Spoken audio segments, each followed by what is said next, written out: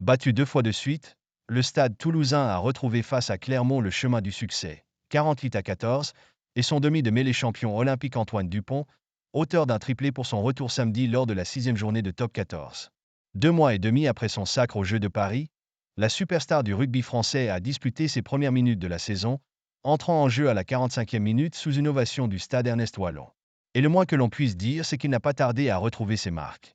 Dans une partie déjà bien engagée pour les Toulousains, grâce à des essais de l'ailier Ange Capuozzo, 27e, et du talonneur Pito Movaca, 35e, le demi de mêlée international n'a eu besoin que de 4 minutes pour aplatir dans l'embut clermontois, 49e.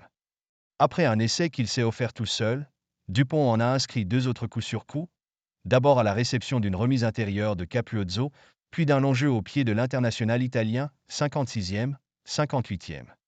Le tout pour un triplé époustouflant inscrit en seulement 13 minutes après son entrée en jeu, son premier depuis 2018.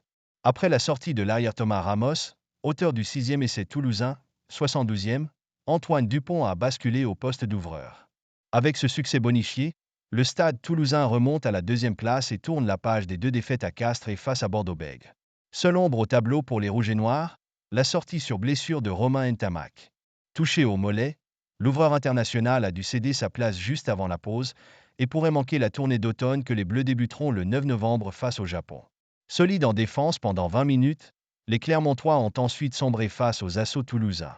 Pénalisés à 14 reprises, ils sont, malgré la furia du Dupont, parvenus à inscrire 2 essais en seconde période grâce aux 3e lignes Kylian Tixeron, 52e, et au centre Pierre Fouissac, 62e.